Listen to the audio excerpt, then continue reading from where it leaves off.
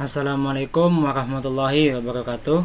Perkenalkan, nama saya Muhammad Arif Dwi Saputra dengan NIM 232410101072 dari Prodi Sistem Informasi. Sini saya akan mengerjakan kuis sistem basis data dengan tipe soal B. Soal 1. Buatlah ERD untuk cash hotel berikut. Terdapat sebuah hotel bernama Uyu. Di hotel ini terdapat beberapa lantai yang diisi beberapa kamar dengan nomor kamar yang berbeda-beda. Setiap kamar dapat memiliki jenis kamar yang berbeda-beda seperti premium, deluxe, dan standar dengan deskripsi kamar yang berbeda-beda juga. Untuk memesan kamar, harus dilakukan reservasi terlebih dahulu baru bisa dilanjutkan ke tahap transaksi. Reservasi kamar pada hotel terhitung sejak waktu check-in hingga waktu check-out. Pada setiap reservasi, pemesan wajib mengisikan data diri berupa nama dan NIK, serta nomor telepon secara opsional. Pemesan juga wajib mengisi data-data nama dan NIK orang-orang yang akan menginap di kamar tersebut, karena bisa saja pemesan hanya melakukan pemesanan tapi tidak ikut menginap. Selain melakukan reservasi kamar, pemesan juga dapat melakukan reservasi layanan kamar berbayar yang memuat nama layanan dan harganya, seperti paket sarapan, pembersihan kamar, dan peminjaman setrika. Setiap reservasi wajib dicatat oleh karyawan yang bertugas. Karyawan memiliki keterangan data diri berupa nama, nomor telepon, dan jabatan. Setelah reservasi akan dilanjutkan ke transaksi untuk melakukan pembayaran. Pembayaran harus dilakukan sebelum waktu check-in. Pembayaran dapat dilakukan secara tunai maupun non-tunai sesuai total harga pesanan. Untuk harga dapat berlaku kelipatan harga sebesar 10% di akhir, 25% di hari-hari besar keagamaan, serta di hari libur nasional lainnya. Berikut adalah ketentuan ERD-nya, yaitu dibuat level logical design. Untuk setiap entity tuliskan atribut-atribut beserta optionality-nya. Tandailah atribut yang menjadi primary UID dan secondary ID sesuai notasi yang diajarkan di kelas. Setiap entity menggunakan artificial primary UID. Artificial UID tuliskan sebagai atribut. Tuliskan relationship sebagai garis, bukan foreign key. Gambarkan juga optionality, cardinality relationship beserta nama relationship. Untuk many to many relationship, pecahlah menjadi entity persimpangan. Semua entity ada pada 3NF. Baik, berikut jawaban dari soal nomor 1. Yang pertama, kita mulai dari entity tamu yang memiliki atribut ID tamu sebagai primary UID-nya dan atribut nama dan NIK. Kemudian dia memiliki relationship dengan pemesan, yaitu one to many, yang dimana pemesan ini primary UID-nya itu berada pada ID pemesan dan atributnya itu nama, NIK, dan juga terdapat nomor telepon yang bersifat opsional. Kemudian di sini pemesan itu bersifat one dan juga tamu cardinality-nya many, dikarenakan satu pemesan ini bisa memesankan banyak tamu, sedangkan banyak tamu ini cukup dipesankan oleh satu pemesan saja. Oleh karena itu one to many, dan juga di sini garis putus-putus itu menandakan berarti dua entity tersebut itu bersifat opsional. Selanjutnya pemesan dan reservasi. Pada pemesan dan tamu ini nama relationship-nya yaitu tamu dipesankan oleh pemesan, sedangkan pemesan ini memesan untuk tamu.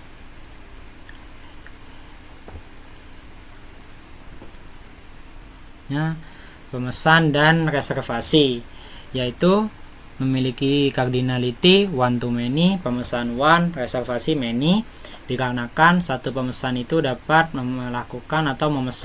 dapat memesan banyak reservasi, sedangkan banyak reservasi hanya bisa dipesan oleh satu pemesan saja. Oleh karena itu cardinality-nya one to many. Sini primary-nya yaitu berada pada ID reservasi, kemudian ada atribut waktu check-in dan waktu check-out. Selanjutnya yaitu terdapat hubungan antara entity reservasi dan karyawan, yang dimana di sini atribut primary-nya itu ID karyawan, kemudian terdapat atribut nama, nomor telepon, dan jabatan. Cardinality-nya yaitu one to many. Dikarenakan satu karyawan itu dapat memproses banyak reservasi, sedangkan banyak reservasi itu dapat diproses oleh satu karyawan. Oleh karena itu cardinality antara dua entity ini one to many dan juga bersifat opsional. Selanjutnya yaitu kamar dan juga reservasi. Ini bersifat one to many karena satu kamar itu dapat dipesan dalam banyak reservasi, sedangkan banyak reservasi itu hanya bisa memesan satu kamar. Oleh karena itu hubungan cardinality-nya one to many dengan atribut primary ke UID-nya itu berada pada ID kamar, kemudian terdapat atribut nomor kamar dan juga lantai. Di sini juga bersifat opsional. Kemudian terdapat jenis kamar dan juga kamar. Di sini jenis kamar itu akan menyimpan ID jenis kamar sebagai primary-nya, kemudian jenis, harga, dan deskripsi. Kamar itu memiliki cardinality one to many karena satu jenis kamar itu terdiri atas banyak kamar dan banyak kamar itu berjenis hanya satu jenis kamar. Seperti ini kan, satu jenis kamar, misal kamar jenis premium. Nah, yang jenis premium itu kan ada banyak kamarnya, gak mungkin hanya satu. Bisa aja jenis kamar premium itu terdiri dari 5 kamar, sedangkan 5 kamar itu ya hanya bisa dalam satu jenis itu disebut premium. Oleh karena itu cardinality-nya one to many. Selanjutnya reservasi dan juga layanan kamar ini bersifat many to many. Oleh karena itu penanganan many to many yaitu dibuatlah tabel persimpangan yang bernama entity detail layanan, yang dimana di sini itu akan menyimpan berisi primary ID yang itu ID layanan. Yang di sini reservasi itu akan menggunakan identifikasi menghubungkan terhadap detail layanan. Fungsi dari identifikasi ini akan menghubungkan reservasi dengan detail layanan, dan juga ini fungsi identifikasi di sini akan menghubungkan antara layanan kamar dengan detail layanan kamar. Di sini juga bersifat one to many, sini one to many karena dalam penanganan one to many, many-nya itu selalu berada pada tabel persimpangan, dikarenakan satu reservasi ini bisa berisi banyak layanan dan satu layanan kamar ini itu bisa berisi banyak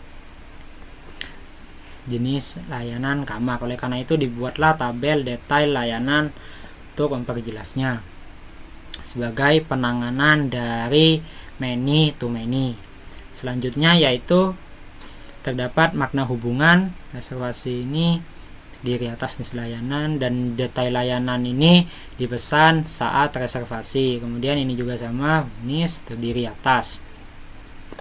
Selanjutnya yaitu reservasi dan juga transaksi. Reservasi disepakati dengan transaksi disepakati untuk reservasi. Nah, di sini primary-nya yaitu berada pada atribut ID transaksi, kemudian terdapat atribut waktu transaksi, metode pembayaran, dan total harga. Di sini hubungannya one to one dikarenakan satu reservasi itu hanya membutuhkan satu transaksi, dan satu transaksi itu hanya butuh satu reservasi saja.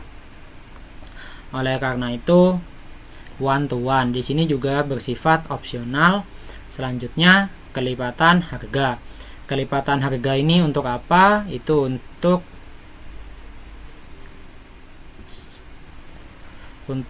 di sini.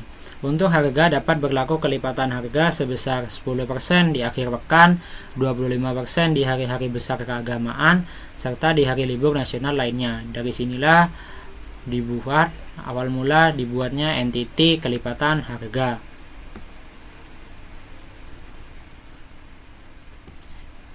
Nah, pada kelipatan harga itu berisi primary-nya berada di atribut ID kelipatan harga, kemudian terdapat atribut jenis dan kelipatan. Di transaksi itu terdapat waktu transaksi, metode pembayaran, total harga dengan primary-nya ID transaksi, dan cardinality-nya yaitu one to many.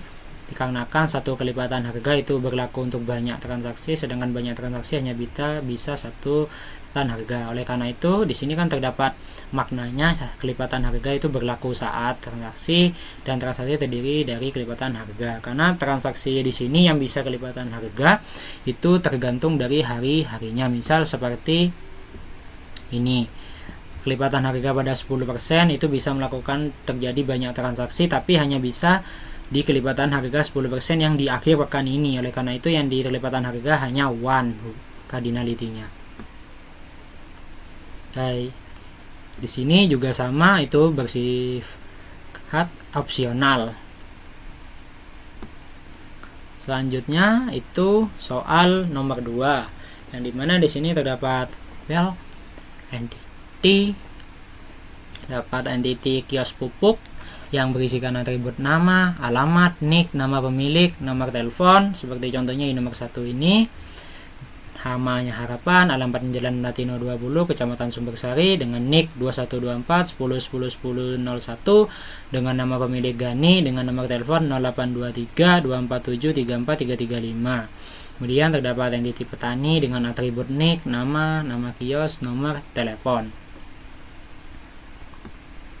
Setelah yang terakhir terdapat entity transaksi pupuk dengan atribut tanggal transaksi, metode pembayaran, status pembayaran, nama petani, nama kios, jenis pupuk, jumlah, dan juga total harga. Nah, sini tabel di atas merupakan data dari penjualan pupuk selama 1 minggu terakhir. Perintahnya yaitu normalkan tabel di atas dengan aturkan normalisasi pada sistem basis data. Kemudian apakah relasi di atas itu dapat mencapai 3NF? Berikut jawabannya. Yang pertama itu entity petani, berikan tambahan ID agar nanti pada tabel transaksi itu cukup memanggil ID petaninya saja untuk mengetahui secara keseluruhan deskripsi dari petani ini. Jadi tidak perlu harus memasukkan nick, nama kios, nomor telepon, semuanya cukup ID-nya saja. Selanjutnya di sini terdapat kecamatan. Kenapa ada entity kecamatan? Itu dikarenakan pada kios pupuk ini, pada bagian alamat ini kan akan menyebabkan yang namanya multi value. Oleh karena itu, kenapa kecamatan ini dipisah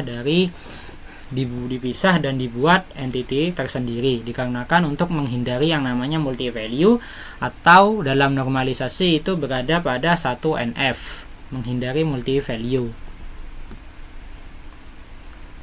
Nah, oleh karena itu kecamatan dibuat sendiri dengan atribut ID kecamatan dan nama dengan ID 1, nama kecamatannya Sumbersari, ID kecamatan 2 dengan nama kecamatannya Kebonsari, ID kecamatan 3 dengan nama Ajung, ID kecamatan 4 dengan nama Mumbulsari, ID kecamatan 5 dengan nama Pakusari. Tujuannya untuk menghindari multi value. Selanjutnya di sini terdapat kios pupuk, mana pada kios pupuk ini terdapat ID, nama, jalan, ID kecamatan, dan ID pemilik kios. ID 1 nama Harapan, di sini Jalan Latino 20. Ini karena udah dipisah tadi untuk menghindari multi value. Oleh karena itu di sini kita cukup memanggil ID kecamatan. Yaitu ini Sumbersari. Kemudian sama untuk ID pemilik kios ini seperti ini. Jadi untuk mengetahui siapa pemilik kiosnya dan mengetahui seluruh informasi tentang pemilik kios, oleh karena itu dibuatlah entity baru. Oleh karena itu dalam entity pemilik kios itu diberikan ID. Jadi cukup dipanggil ID-nya saja. Kemudian seperti ini cara bacanya. ID 1 nama Harapan, Jalan Latino 20, ID kecamatan 1 itu berarti dia dari kecamatan Sumbersari. ID pemilik kios berarti pemilik dari kios ini itu Gani dengan nick 2124 10 10 10 01. Kemudian ID 2 dengan nama Tani Mulyo, Jalan Mawa GG 2012, ID kecamatan 2 yaitu berarti dia dari Kebonsari, dan ID pemilik kios 2 berarti nama pemiliknya Riko dengan nick 2124 10 10 10 02 dengan nomor telepon 0856 32637 134. Kemudian ID 3 nama Tani Jaya Jalan Mangga 015 dengan ID kecamatan 3. Itu berarti dia dari kecamatan Ajung. ID pemilik kios 3, berarti pemilik kiosnya itu Yuki dengan nick 2124 10 10 1003 dengan nomor telepon 0856 32637 135. Selanjutnya ID 4 dengan nama Makmur Jaya, jalannya Jalan Melati 034, panggil ID kecamatannya yaitu 4 dengan nama kecamatan Mumbulsari dengan ID pemilik kios 4 yaitu berarti pemiliknya itu Rere dengan nick 2124 10 10 1004 dengan nomor telepon 0856 32637 136. Kemudian ID 5 yaitu dengan nama Makmur Tani, Jalan Kaliurang No 11, ID kecamatan 5 yaitu berarti dia dari Pakusari, ID pemilik kios 5 berarti pemiliknya itu dengan nama Wido, nick 2124 10 10 1005 dengan nomor telepon 0812 6636 4643. Selanjutnya pada transaksi pupuk. Di sini terdapat atribut tanggal transaksi, metode pembayaran, status pembayaran, dan sini akan memanggil ID petani yang tadi, kemudian ID kios dan ID pupuk, jumlah total harga. Kenapa di sini terdapat ID pupuk? Dikarenakan itu pada soal 2 ini jenis pupuk ini kan multi value seperti Wiranto ini dia membeli jenis pupuk 2 jenis pupuk. Oleh karena itu ini menyebabkan multi value, makanya harus dibuat entity sendiri, yaitu entity jenis pupuk yang berisikan ID jenis pupuk yang akan dipanggil nanti, kemudian berisikan jenisnya. ID jenis pupuk 1 itu jenisnya Ponska, ID jenis pupuk 2 itu jenisnya Urea, dan ID jenis pupuk 3 itu jenisnya SP36. Oleh karena itu di sini itu cukup memanggil ID-nya saja, dan di sini akan terhindar yang namanya multi value. Sini juga terdapat metode pembayaran yang dimana dalam metode pembayaran ini kan terdapat macam-macam bank selain tunai, dapat bank. Oleh karena itu maka kita harus membuat entity bank yang akan berisikan dari nama-nama bank yang digunakan pada saat metode pembayaran tersebut, yang berisikan atribut ID bank dan nama dari banknya. ID bank 1 dengan nama BRI, ID 2 dengan nama BCA, ID bank 3 dengan nama BNI, dan ID bank 4 dengan nama si bank.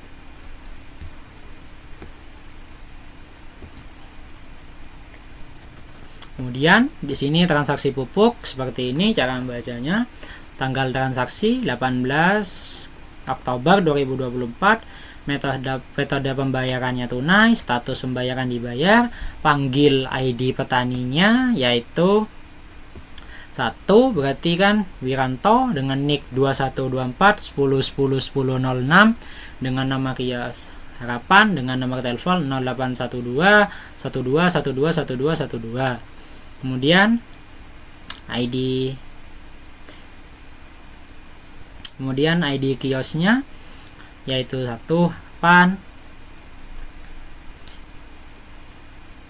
kios, dan yang ID pupuk yaitu ID pupuknya 1 berarti dia pesan Ponska dengan jumlah 70 kg dengan total harga 140.000.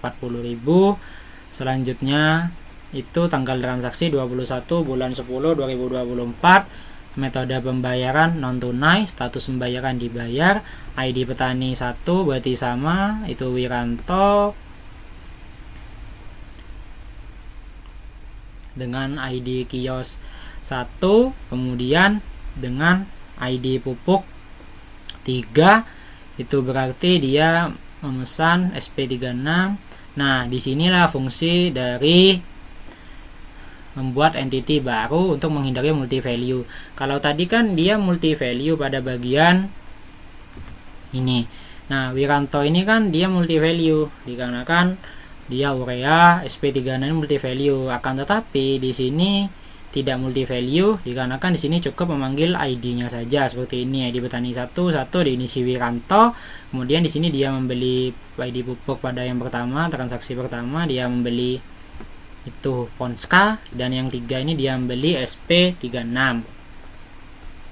Kemudian tanggal transaksi 24 bulan 10 2024, metode pembayaran non tunai, status pembayaran dibayar, ID petani 3 berarti ini Joko dengan nick ini, kemudian nama kiosnya ini dan nomor telepon ini. Terus ID kiosnya 4, untuk mencari lebih lengkapnya itu di sini. Untuk mengetahui siapa kecamatannya, pemiliknya siapa, jalannya di mana, namanya apa, dan ID pupuk itu 1 berarti ini. Kemudian dengan jumlah 100 kg, total harga 230.000 nya, tanggal transaksi 24/10/2024, metode pembayaran non tunai, status pembayaran dibayar, ID petani 4 itu berarti ini, dan toh dengan nick sekian, nama kios Tani Jaya, nomor telepon sekian.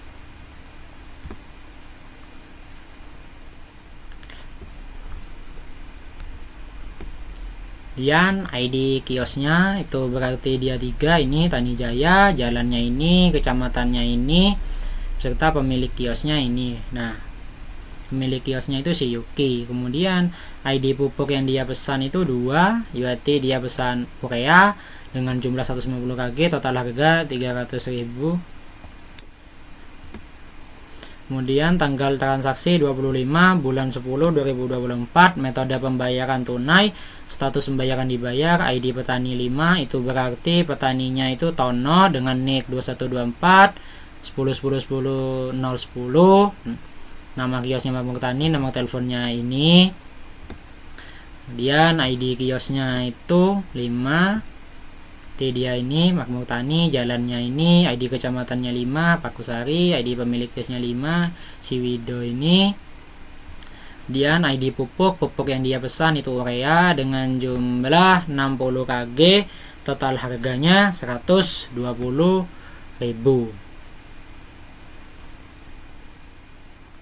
Kurang lebih sekian dari saya. Mohon maaf apabila ada salah kata. Saya akhiri. Wassalamualaikum warahmatullahi wabarakatuh.